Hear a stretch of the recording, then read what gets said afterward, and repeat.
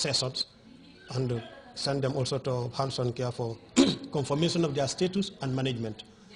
Yeah, so I think CADO is doing a very, very good job. We only hope and pray that we expand as we wish.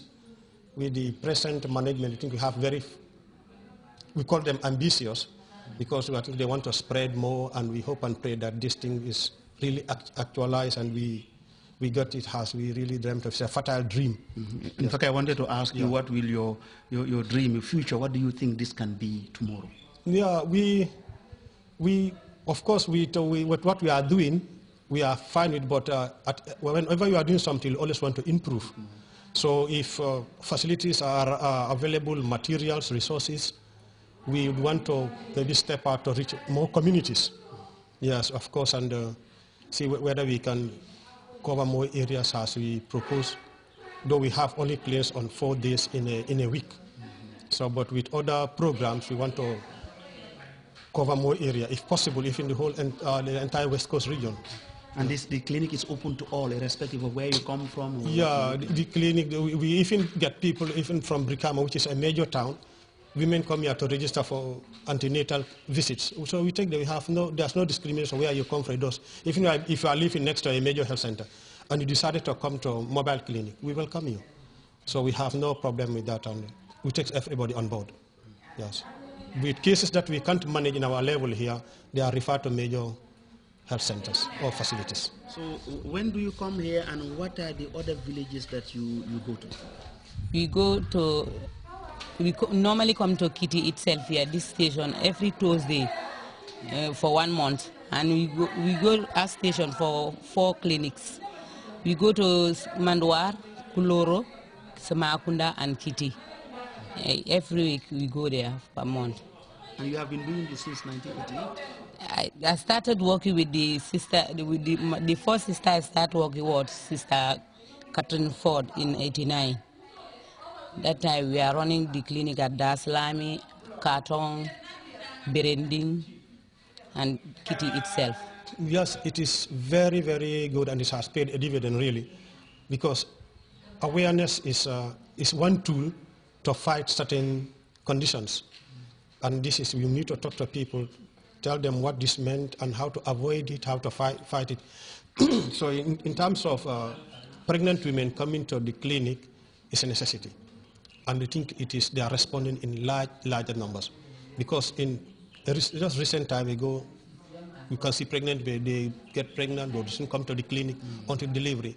So they are very, very high risk. Some may even die of malaria, abortion, anemia, to name a few. But now that things have changed dramatically because they are monitored. We take your blood sample, send it to the counter, know your HB, and know your HIV status. So it's a step in the right direction. Thank you, Cado. Now back to Holy Cross. More music, more singing, which I hope you're enjoying.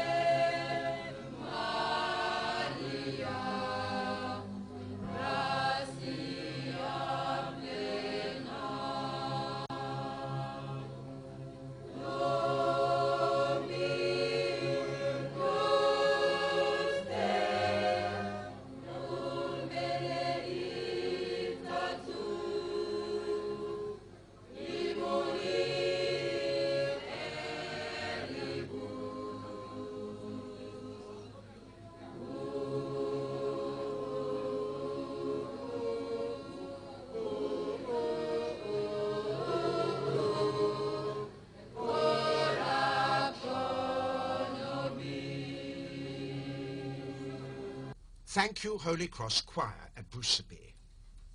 Now, we've talked earlier about the great centenary of our rebuilt cathedral, which was new just 100 years ago, having been rebuilt. Now, there's another great celebration, an anniversary, on our doorsteps. In fact, it was really yesterday it got underway. Who's been 50 years a priest and 49 years in the Gambia? I hope you know the answer. It's Father John Sharp, known to many people as Father Jackie Sharp. He spent some years from 1965 onwards. He came just after independence. He spent some years working in Canifing as an assistant at St. Therese, but I think it was 72, perhaps we'll find out in a moment, when he moved to Kunkujan. And we know what's happened at Kunkujan since then. So Matthew Mendy is here with Father Sharp himself, and I'm sure we'll get some pretty sharp answers from Father Sharp. I was born in 1937 in a little rural town in Ireland. My father was a middle-class man. He was a plumber. That was the time the Second World War was happening in 1944, and we were very poor. Sometimes he had work, sometimes he hadn't work. But we never went hungry. My grandfather had a vegetable garden. He was always well fed.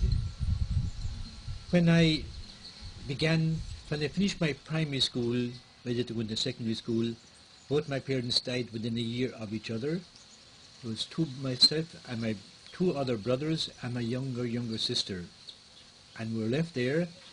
My elder brother went out working as a plumber, took over my father's business, and we struggled and struggled and struggled. All this time, at the back of my head, I wanted to be a priest.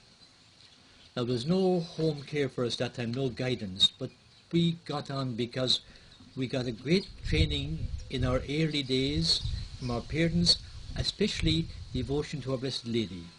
We never stopped praying the rosary in our house. It was day and night, always Mariama, always Mariama.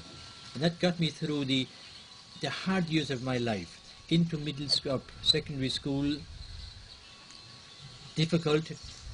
The intermediate certificate, I failed it very badly, but I passed my leaving certificate, and that gave me an entrance into the Spiritan novitiate near my hometown, Kilshane. We were supposed to have black clothes, but I could not afford them, with no money that time, and the novice master gave me old clothes left over from somebody who had left the novitiate.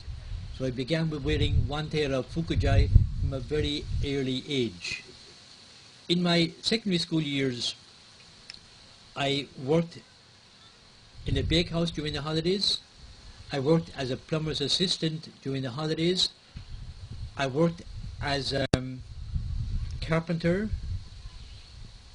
I worked so many jobs just to get money to go to school. At that time, it's not like today, there was no scholarships. Everybody today